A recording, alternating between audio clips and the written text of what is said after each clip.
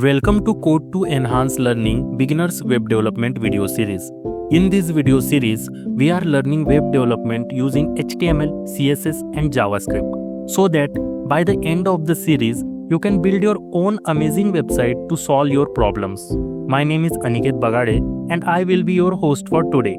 Today we will start with lesson 4 from theme 2, that is clicking the button part 3. In this video, we are going to make our web page smarter. Let's learn how to change the content of the page when we click different buttons. Ready? Let's begin. So, our goal is simple. We want that when we click the About, Math or Science button, only that section should appear and others should hide.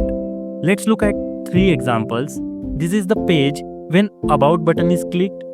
This is the page when Math button is clicked, and this is the page when Science button is clicked. Each button shows only its related content. Pretty cool, right? To do this, we use a CSS tool called the CSS display property. This property tells the browser whether to show or hide something. The format is like this. We will use 2 values in our code. First one is block, which is used to show the element, and second one is none, which is used to hide the element. Let's now use this in our website.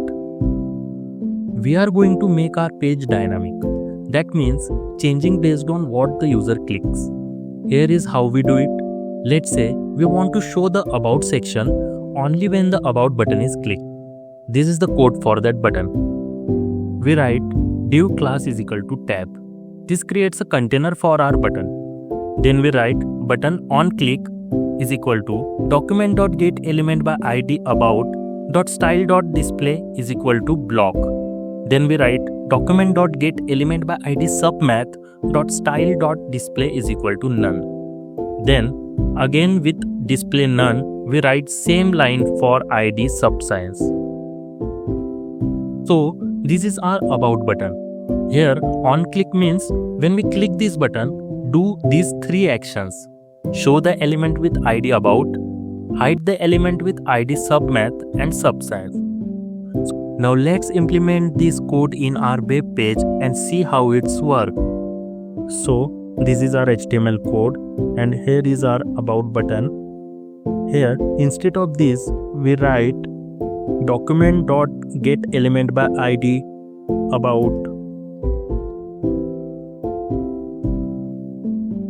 .style.display is equal to block.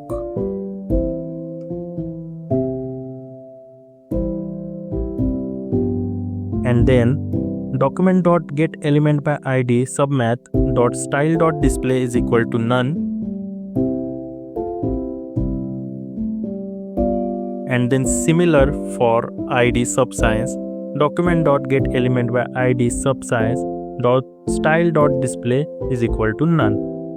And then we save our file, and now let's open our browser and see how our page looks like. So as you can see, this is our web page which shows all the content. But when we click on About button, then we see only that content which is relevant to About section. Next, we have an interesting practice task for you guys.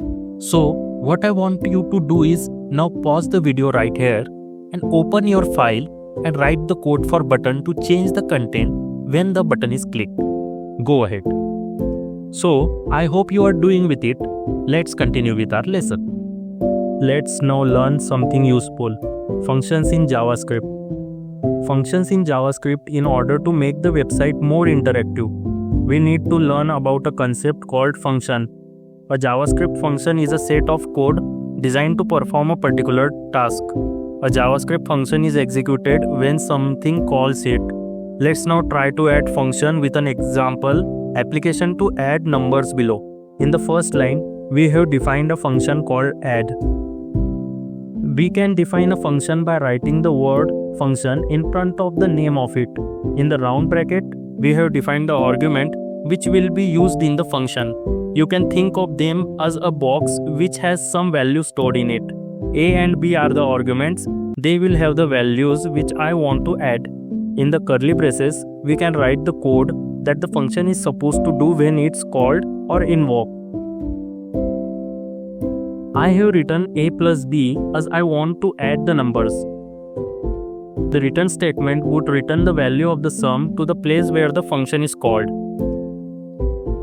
So now, where you want to add the two numbers in the program, you can just call this function. This saves a lots of time for rewriting the ports again. For example, here I select the element with an id answer using the document.getElementById command and then set the value of the element with answer of addition of the two numbers, which I get by calling the function add. Add is a function which returns the sum of the two numbers a and b. So when it is called, like in the getElementById function below, it returns the value of the sum of the two numbers passed inside the parenthesis of add function.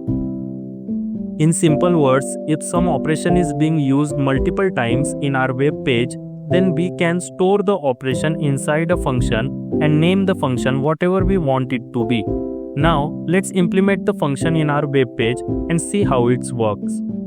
As you can see, we have created the structure of our web page here, where inside the h1 tag, we have written the main heading of our program, that is CEL coding program.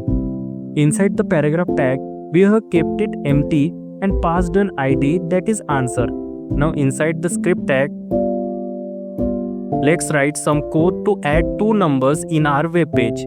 Let's start by passing a function called add two numbers a and b.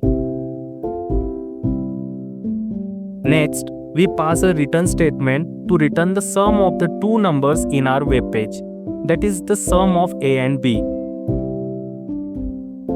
Next, we will access our paragraph tag using the id, and we will change the inner HTML of the paragraph by passing the function inner HTML with the sum of the two numbers I am passing inside the add function, that is 1 and 2. Now let's open our browser to see how our page looks like. As you can see the paragraph below our main heading, we can see the sum of the two numbers. Now, if we remove the return command from our function, we won't get our answer right as it serves as an integral part of our function. Let me show you how. Return statement in JavaScript. The return statement is an integral part of our function. Let's know why.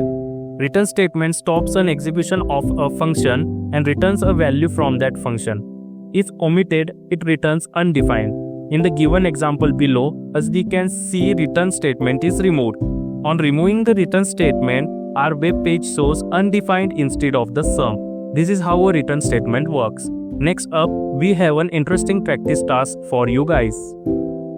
So, what I want you to do is now pause the video right here, write codes with function to subtract, multiply, divide, and even find the remainder using the return statement.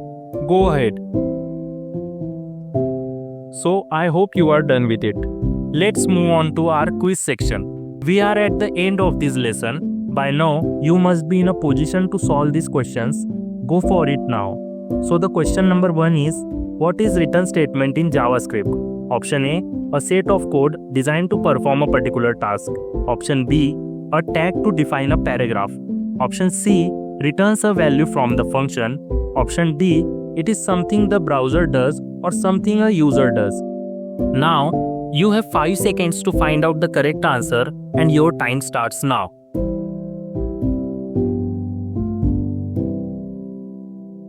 I hope you find out the correct answer. The correct answer is option C. Let's move on to the next question. Question number 2 is, which of the following code will give the value as 3 of the function subtract 6, 3 when it is called? So you have 4 options for this question. Now you have 5 seconds to find out the correct answer and your time starts now.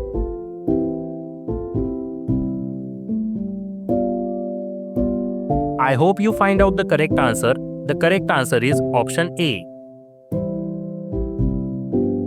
So this will be it for today, guys. We learned about CSS display property and how to make our page dynamic. We will return to you with a fresh new theme in our next video.